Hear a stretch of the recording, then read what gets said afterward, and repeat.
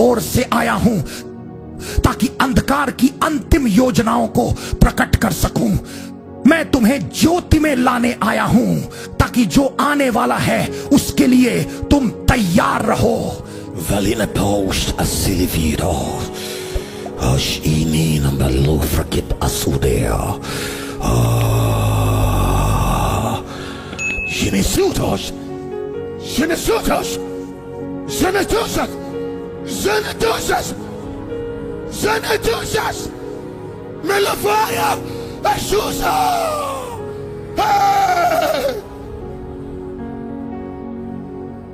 पवित्र आत्मा फिर से वैसे ही चलने वाले हैं जैसे वे उत्पत्ति अध्याय 1 पद 2 में चले थे।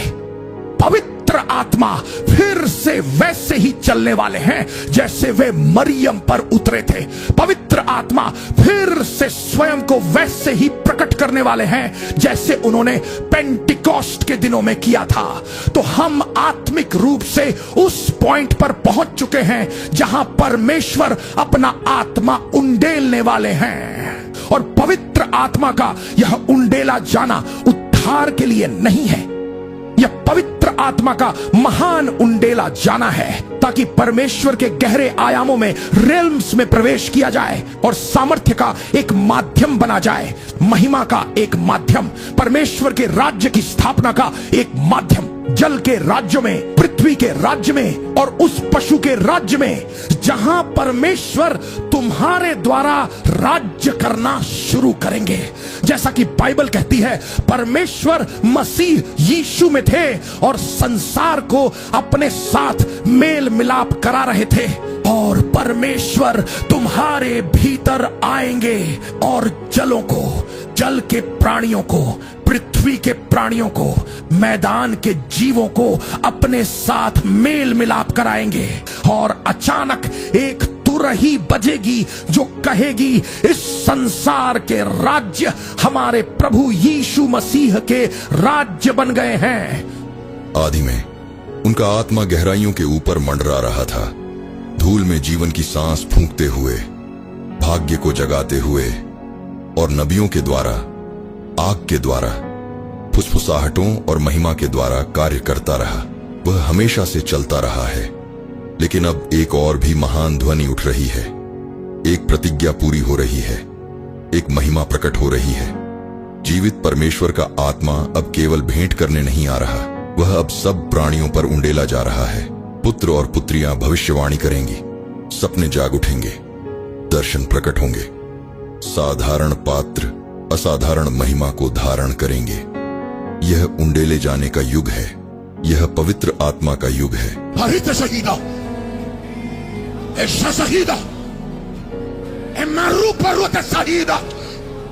जब पवित्र आत्मा किसी मनुष्य पर आते हैं तो वे उसे आग से भर देते हैं, वे उसके अस्तित्व में निवास करते हैं। और जब वह कहता है अंधे देखो, तो अंधे देखने लगेंगे। हे दुष्टात्मा बाहर निकल, दुष्टात्माएं निकल जाएंगी। यीशु ने कहा, यदि मैं परमेश्वर के आत्मा के द्वारा दुष्ट आत्माओं को निकालता हूं, इसका मतलब है कि आत्मिक रेल्म्स में महान और सामर्थ्य कार्य करने के लिए हमें पवित्र आत्मा के साथ एक जीवित और प्रभावशाली संबंध चाहिए, एक ऐसी निरंतर संगति और गहरा मेल चाहिए जो हर समय उसके साथ बना रहे। लेकिन सर, परम प्रधान परमेश्वर की सामर्थ्य को ग्रहण करने के लिए और उसकी अनंत बुलाहटों और उसके पवित्र उद्देश्यों के साथ स्वयं को एक करने के लिए, ताकि पवित्र आत्मा तुम्हें उपयोग कर सके और परमेश्वर के वचन को पूरा कर सके जो स्वर्गीय राज्य की स्थापना के लिए ठहराया गया है।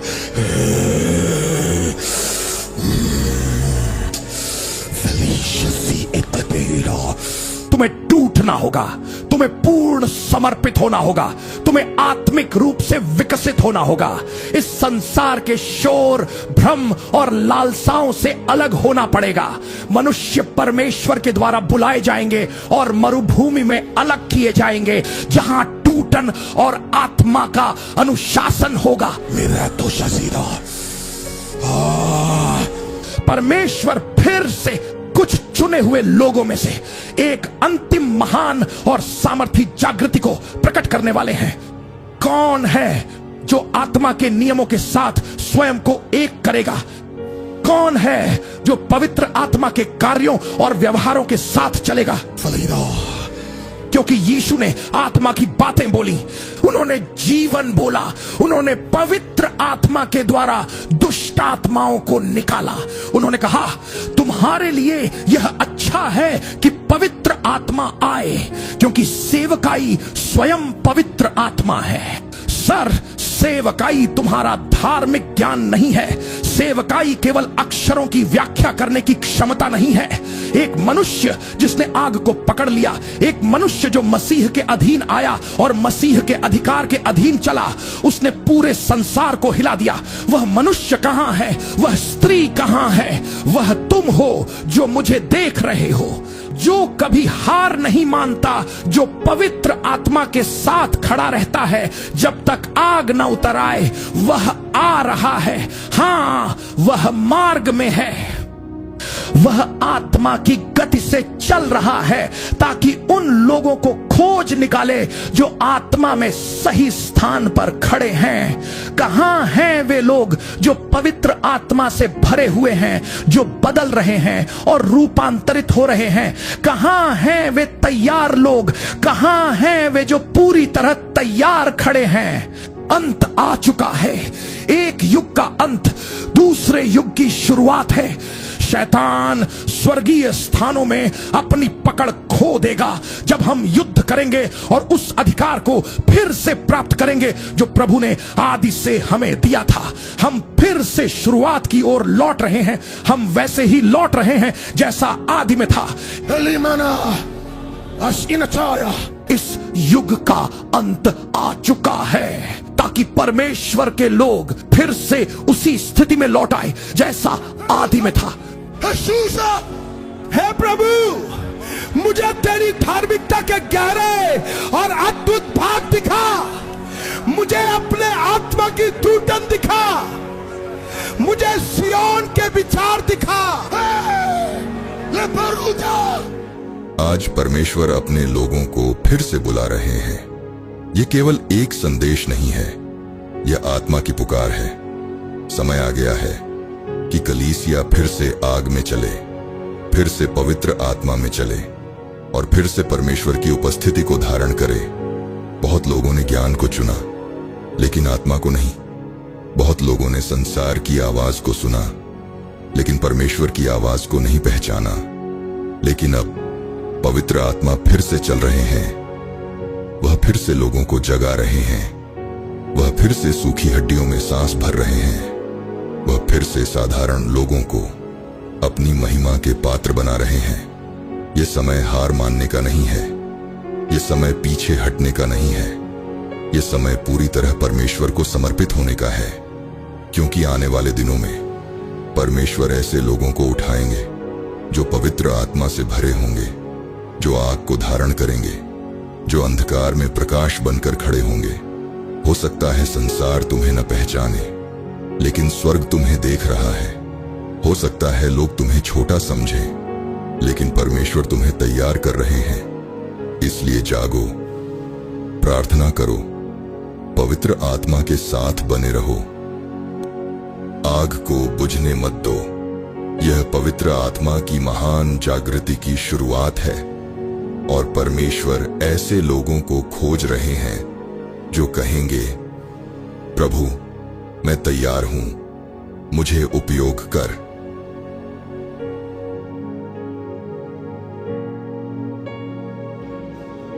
बाइबल मसीह के मन की बात करती है। बाइबल में जब भी मन की बात की जाती है 90% बार चेतना का ही जिक्र होता है। मन ही चेतना का स्रोत है। देखा, मानव शरीर की चेतना क्या है? दृष्टि, स्पर्श, पांचों इंद्रियां। मैं किसी चीज को छूकर बता सकता हूं कि वह क्या है। अगर आपने अपनी इंद्रियों को प्रशिक्षित किया है तो स्पर्श आपको किसी चीज का एहसास दिला सकता है। शब्द आपको बता सकते हैं कि आप क्या खा रहे हैं। अगर मैं आपको कोक और बियर दूं तो आप कोक पिएंगे और कहेंगे यह कोक है। जानते हैं क्यों? क्योंकि आपके शरीर की चेतना को शुद्ध किया गया है। आपने अनुभव और ज्ञान के बल पर अपनी चेतना को शुद्ध किया है। ठीक है, तो आप बता सकते हैं कि कोई चीज काली है, कोई चीज सफेद है, कोई चीज पीली है, कोई चीज हरी है। जानते हैं क्यों? क्योंकि आप स्कूल गए थे। इसलिए खुद को शिक्षित करने और किसी विशेष चेतना के प्रति जागरूक होने की क्षमता ईश्वर की 7 आत्माओं पर निर्भर करती है। तो आप में विकास करने की क्षमता है, आप में जानने की क्षमता है, लेकिन इन क्षमताओं को बेहतर बनाया जा सकता है। इस क्षमता को बढ़ाया जा सकता है, इन क्षमताओं को शुद्ध किया जा सकता है यदि आप आध्यात्मिक ज्ञान के मार्गदर्शन में आते हैं। हर क्षेत्र में उस आयाम के शिक्षक होते हैं। उदाहरण के लिए, हर आयाम में अन्य क्षेत्रों के शिक्षकों के लिए ईश्वर की भाषा वह भाषा नहीं है जिसे हम आज जानते हैं। इसलिए हमें ईश्वर द्वारा प्रयुक्त शब्दावली और मानवीय शब्दावली को समझना शुरू करना होगा। यही कारण है कि धर्म ग्रंथों को इतने लंबे समय तक संरक्षित रखा गया है कि प्रत्येक पीढ़ी, प्रत्येक युग ने अपनी समझ, अपनी संस्कृति और मानसिक बोध के आधार पर उनका अनुवाद किया है। वर्षों से धर्म ग्रंथों का विभिन्न भाषाओं में विभिन्न तरीकों से अनुवाद किया गया है ताकि समझ को भेजा गया किया जा सके। लेकिन यदि हम आत्मा की भाषा में लौटें और ईश्वर की मूल भाषा को समझें, तो अचानक आपको एहसास होगा कि जब ईश्वर विभिन्न लोगों के प्राणियों की बात करते हैं तो वे उन्हें वृक्ष कहते हैं। बाइबल में भी भजन संहिता में मनुष्य वृक्षों की तुलना की गई है। इसलिए अदन के बगीचे में हम ईश्वर के सत्यों के संरक्षक हैं। उन्हें बगीचे के वृक्ष कहा जाता था। इस विशेष वृक्ष से फल खाओ, किसी एक वृक्ष की बात मत सुनो। यह वृक्ष तुम्हें मेरे वचन के विरुद्ध जाना सिखाएगा,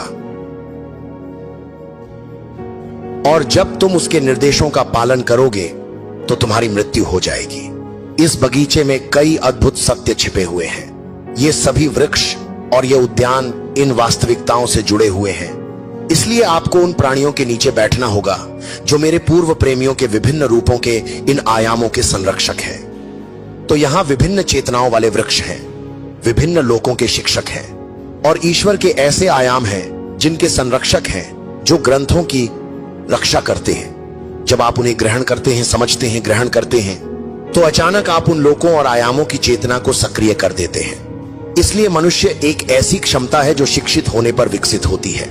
तो आप संकरण कर सकते हैं। आप ज्ञान के माध्यम से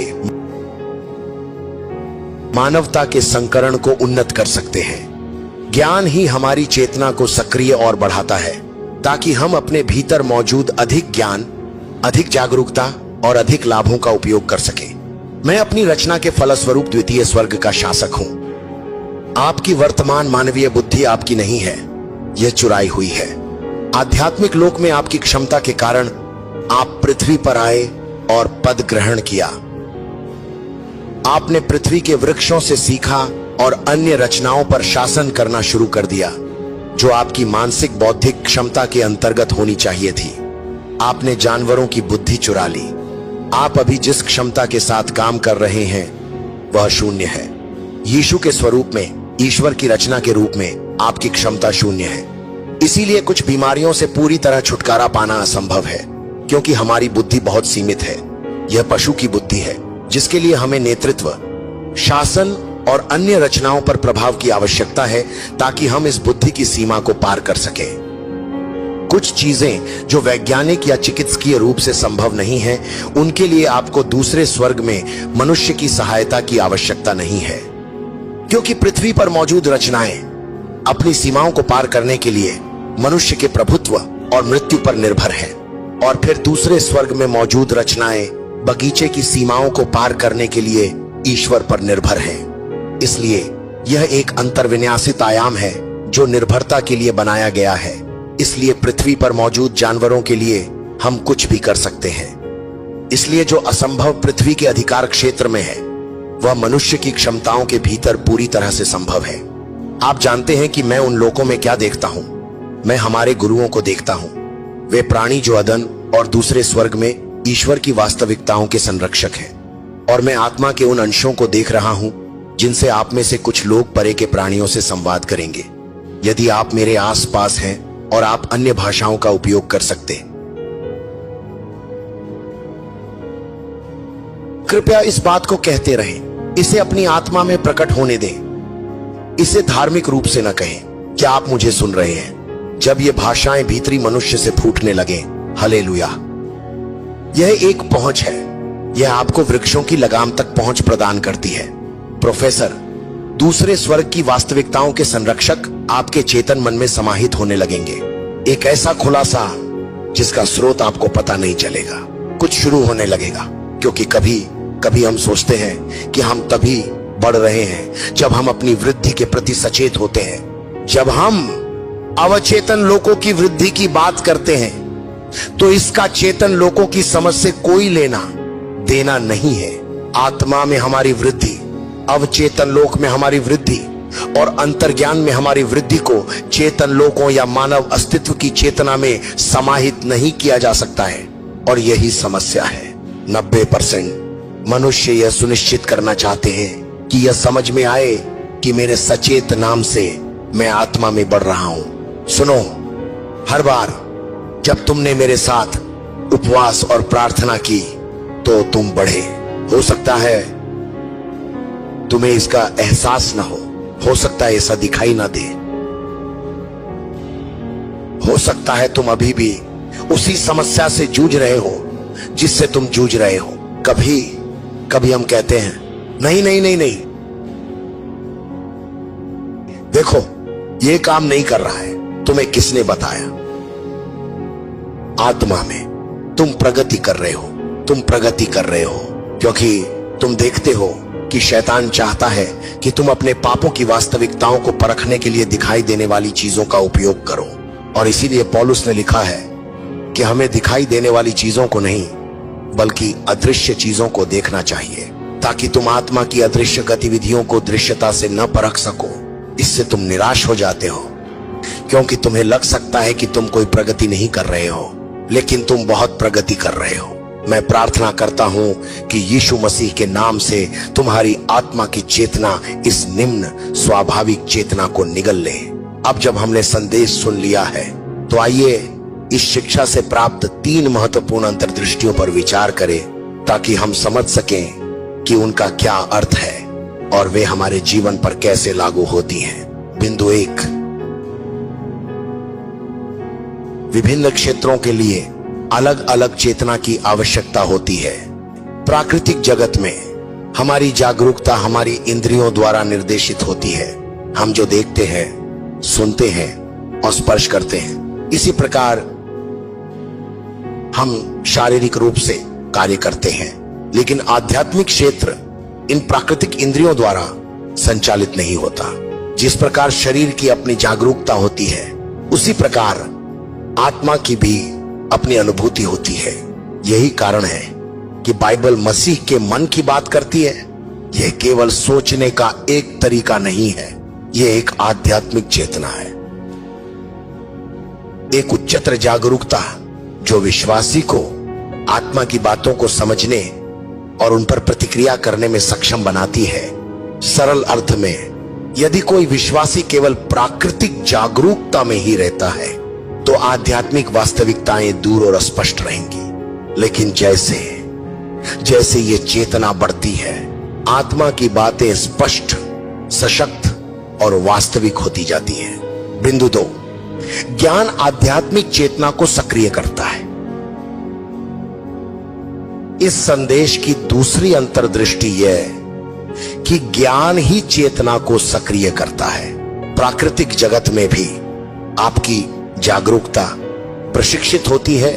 आप रंगों, ध्वनियों और स्वादों को पहचानते हैं।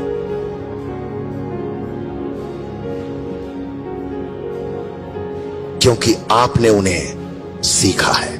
उसी तरह आध्यात्मिक जागरूकता स्वतः नहीं आती, ये विकसित होती है और ये ज्ञान के माध्यम से विकसित होती है। यही कारण है कि परमेश्वर का वचन इतना महत्वपूर्ण है। यह केवल जानकारी नहीं देता, यह आपकी चेतना को प्रशिक्षित करता है। यह आपके विचारों, धारणा और समझ को परमेश्वर की वास्तविकताओं के साथ संरेखित करता है। और समय के साथ जब कोई व्यक्ति वचन, प्रार्थना और अनुशासन में बना रहता है तो धीरे धीरे परिवर्तन आता है। जो बातें पहले दूर लगती थीं अब स्पष्ट और वास्तविक लगने लगती हैं। बिंदु 3, आध्यात्मिक विकास हमेशा दिखाई नहीं देता। यह सबसे महत्वपूर्ण और संघर्षपूर्ण सत्य है। बहुत से लोग अपनी प्रगति को केवल उन चीजों से मापते हैं जो वे देख सकते हैं या महसूस कर सकते हैं, लेकिन परमेश्वर का कार्य अक्सर अदृश्य से शुरू होता है।